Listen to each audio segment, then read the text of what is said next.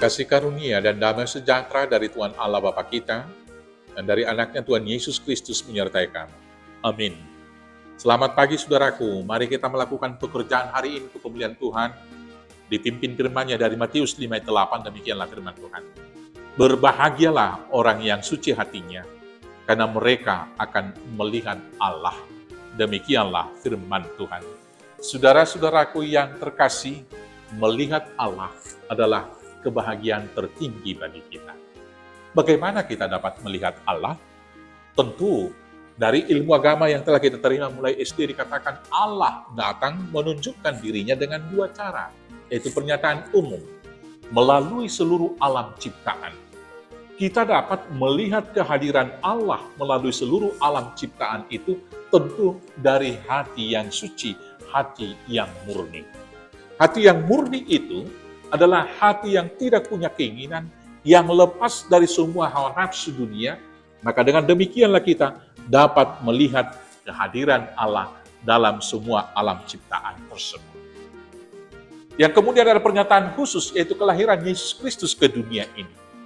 Kita dapat melihat Tuhan Yesus dari firman-Nya.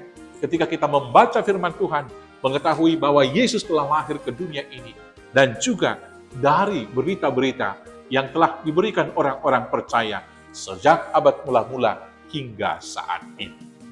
Dapatkah kita melihat kehadirannya? Dengan pertolongan Roh Kudus, kita akan melakukan dan mampu melakukan pertemuan pribadi dengan Tuhan. Dengan syarat apa? Hati kita suci, hati kita bersih, hati kita betul-betul dipimpin oleh Roh Kudus. Firman Tuhan mengatakan, kuduslah kamu, sebab aku ini kudus. Maka syarat yang pertama, hati kita harus bersih, berarti jauh dari keinginan hawa nafsu dunia. Kita dapat melihat Allah bila hati kita sudah dilepaskan dari kebencian dan dendam. Kita dapat melihat Allah bila hati kita sudah terlepas dari kemarahan dan perseteruan. Karena itu saudara-saudaraku yang terkasih, maka karena itulah kitab Amsal mengatakan, jagalah hatimu dengan seksama, sebab dari sanalah mengalir air kehidupan. Kiranya hati kita dipimpin dan didiami oleh Roh Kudus, maka dengan demikianlah kita dapat merasakan kehadiran Allah, kita dapat melihat Allah di dalam kehidupan kita, dan kita dituntun pada kehidupan yang lebih baik. Tuhan Yesus memberkati. Amin. Kita bersatu dalam doa. Terima kasih Bapa yang baik. Biarlah hati kami disucikan, dibersihkan dengan pertolongan Roh Kudus, agar kami dapat berjumpa dan melihat Tuhan, sehingga pimpinan dan tuntunan Tuhan dapat kami ikuti. Dengan demikianlah hidup kami semakin baik dari sehari ke sehari, hingga tiba saatnya Tuhan memanggil kami ke Yerusalem yang baru. Terima kasih Bapa.